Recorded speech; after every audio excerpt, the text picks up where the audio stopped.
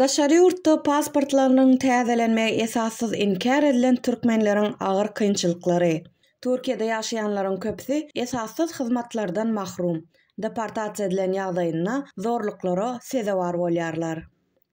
Türkmenistanyň häkimetleri daşary ýurtdaky türkmen raýatlarynyň diplomatik wekilhanalary arkaly pasportlarynyň möhletini uzatmakdan ýüze görýärler we raýatlaryň Türkmenistana dolanmaklaryny talap edýärler. Daşary ýurtda pasportlarynyň täzelenmegi esassız inkar edilen türkmenleriň agyr kynçylyklary. Türkiýede ýaşaýanlaryň köpsi esassız hyzmatlardan mahrum. Deportasiýa edilen ýagdaýyna zorluklara sezewar bolýarlar. Türkmenistanyň häkimetleri daşary ýurtdaky türkmen raýatlarynyň diplomatik wekilhanalary arkaly pasportlarynyň möhletini uzatmakdan ýüze görýärler we raýatlaryň Türkmenistana dolanmaklaryny talap edýärler. Bu siýasat Türkmenistanyň hökümetiniň raýatlarynyň hereket azatlygyna päsgel berýän we ýurtdaşyna raýatlaryny gözegçilikde saklaýan bir näçe usullardan biridir. Düzüli pasporty bolmadan türkmen migrantlary resminamasyz galýarlar we köp sanly sosial we ykdysady kynçylyklara duçar bolýarlar. Türkmenistan dünýädäki konsulluk we diplomatik wekilhanalary arkaly türkmen raýatlaryna pasport bermelidir. Türkiýe we türkmen migrantlaryny kabul edýän beýleki ýurtlar ýydarlanmalary ýa-da gynamalara sezewar boljak türkmen migrantlaryny zor bilen Türkmenistana gaýtarmaly däldirler. Ykdysady we sosial hukuklaryndan mahrum etmeli däldirler. Sebäbi türkmen häkimetleri olaryň daşary ýurt pasportlarynyň möhletini uzaltmakdan ýüze görýärler. Berlin 2024-nji ýylyň 11-nji noýabry. Türkmen häkimetleriniň daşary ýurtdaky raýatlarynyň pasportlarynyň möhletini uzaltmakdan ýüze görmegi, olaryň hereket azatlygyna päsgel berýär we agyr kynçylyklary döredýär, diýip Adam hukuklary boýunça Türkmen Helsinki fondy we Human Rights Watch guramalary şu gün çap eden hasabatyna ma'lum etdi. Soňky ýyllarda daşary ýurtlarda wagtlaýyn ýa-da işelik ýaşaýan köp sanly türkmen raýatlary üçin pasportyň möhletiniň uzaldylmagy çynlakay kynçylyga öwrüldi. Men Kapasada ýaşaýan ýaly. Türkmen häkimetleriniň Türkiýede we beýleki daşary ýurtlarda ýaşaýan raýatlaryna pasport bermekden ýüze görmegi söz başy bilen düzülen 71 sahypalyk hasabatda hökümetiň aşa repressiw ulgamynyň çägine, hereket azatlygyny çäklendirmek uğrundaky tagallalary esasyna Türkmenistanyň daşyna pasportlaryň möhletini uzaltmakdan ýüze görmegi beýan edilýär. Bu guramalar türkmen häkimetleriniň pasportyň täzeleniş hyzmatlaryny bermekden ýüze görmegi netijesinde Türkiýede resminamasyz galan türkmen migrantlarynyň günnelik durmuşyny başdan geçirýän kynçylyklaryny we päsgelçiliklerini resminamalaşdyrdylar. Türkmen hökümetini açyk tanqidlayanlara ýa-da geçmişde tanqid edenlere Türkmenistana deportasiýa edilmek howpy awanýar we ol ýerde olar gazaply repressiýa, esassız tutsak edilmek, türme basylmak we gynalmak howpyna sezewar bolýarlar. Türkmen häkimetleri bil kaslaýyn öz raýatlaryny daşary ýurtlarda ykdysady we sosial kynçylyklara sezewar etmek bilen olaryň Türkmenistana gaýdyp barmaklaryna basyş edýärler, diýip Human Rights Watch guramasynyň Ýewropa we Merkezi Aziýa bölüminiň müdiriniň ornmasary Rachel Denber belledi. Türkmenistan bu tejribäni hayal etmän bet etmelidir we adamlaryň hereket azatlygyna bolan hukugyna hormat goýmalydyr, diýip ol sözüne goşdy. Human Rights Watch guramasy Türkiýede hemişelik ýa-da wagtlaýyn ýaşaýan 17 türkmen raýaty bilen söhbetleşik geçirdi. Türkmen Helsinki fondy Türkiýede ýaşaýan türkmen migrantlary bilen geçiren 40 sany söhbetleşikden toplanan maglumatlaryny Human Rights Watch guramasyna gowşurdy. Adam hukuklaryny goraýjy Human Rights Watch guramasy türkmen we türk hökümetleri tarapyndan çap edilen resmi maglumatlary we beýannamalary hem gözden geçirdi. Şeýle hem Türkmenistana, ýagny adam hukuklaryna gözegçilik edýän garaşsyz edaralaryň barlyklary üçin ýapyk bolan aşa repressiw hökümetli ýurdunda bolup geçýän wakalar barada ýygyderli, ygtybarly maglumat berýän garaşsyz habar beriş terişdeleriniň hasabatlaryna we daşar ýurtly türkmen migrantlarynyň ýagdaýlaryna Human Rights Watch guramasy syn berdi. Human Rights Watch we Türkmen Helsinki fondy guramalary türkmen häkimetleriniň öz raýatlarynyň pasportlarynyň möhletini uzaltmakdan ýüze görmekleriniň migrantlaryň ýaşaýan ýurtlaryna kanuny status almak mümkinçiligine päsgelçilik döredýändigini ma'lum etdiler.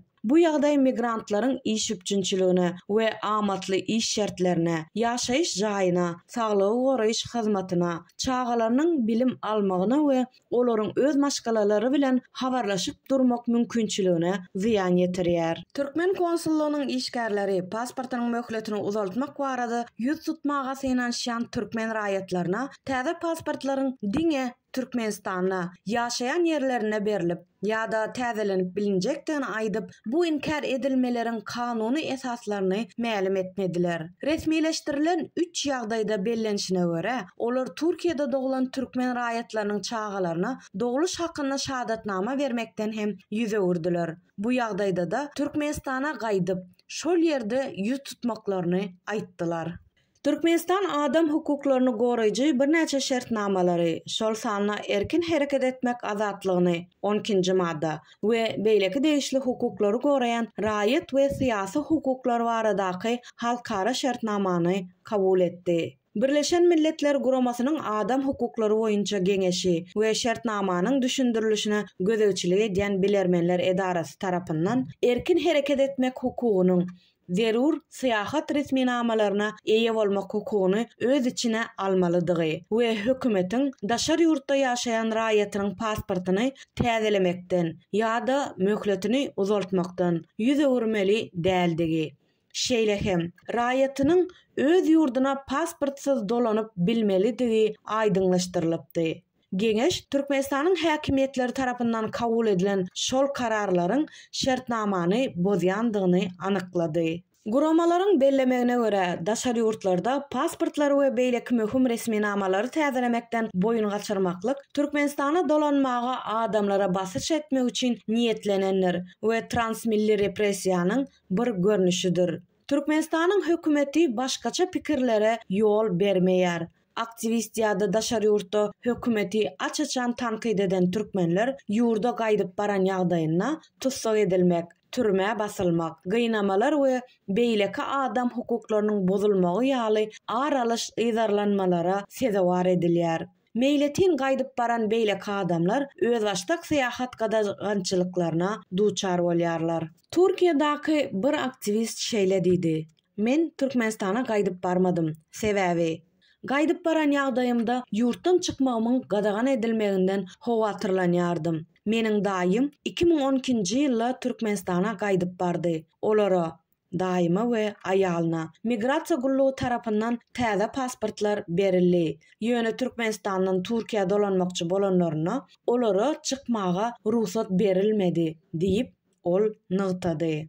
Human Rights Watch we Türkmen Helsinki fondy guramalary Türkmenistanyň hökümetiniň daşary ýurtlarda ýaşaýan türkmen raýatlarynyň Türkmenistana gaýdyp barmadan pasportlaryny täzeleniş hyzmatlaryndan peýdalanmagyny üpjün etmelidigini aýtdylar. Häkimetler esassız talaplar ýa-da bikanun çäklendirmeler bolmadan dünýädäki değişli diplomatik işgärleriň üstü bilen pasport bermäge we çalışmaga hökman başlamalydyrlar. Türkiýe we türkmen migrantlaryny kabul edýän beýleki ýurtlar ýazarlanmalara, gynamalara ýa-da başga agyr howplara sezewar boljak adamlary deportasiýa etmeli däldirler ýa-da başga ýol bilen gaýtaryp bermekden saklanmalydyrlar. We şeýle howplaryň awanýandygyny beýan edýän adamlara gaçywatalga soramaga ruhsat bermelidirler. Şeýle hem türkmen migrantlarynyň ykdysady we sosial hukuklarynyň peýdalanmaklaryna päsgelçilik döretmeli däldirler. Sebäbi türkmen häkimetleri daşary ýurtlarda olaryň pasportlarynyň möhletini uzaltmakdan ýüze urýarlar. Türkmenistanyň halkara hyzmatdaşlary türkmen hökümetini ähli türkmen raýatlarynyň erkin hereket etmek hukugyny üpjün etmek borjyny ýerine ýetirmäge, şol sanly raýatlaryna pasport we beýleki zerur resminamalary bermäge çağırış etmelidirler. Şeýle hem olar pasportlarynyň möhletini uzaltmagy gadagan edilen türkmen migrantlaryna, esasanam Türkiýede kömek edýän hökümete değişli bolmadyk guramalary goldamalydyrlar.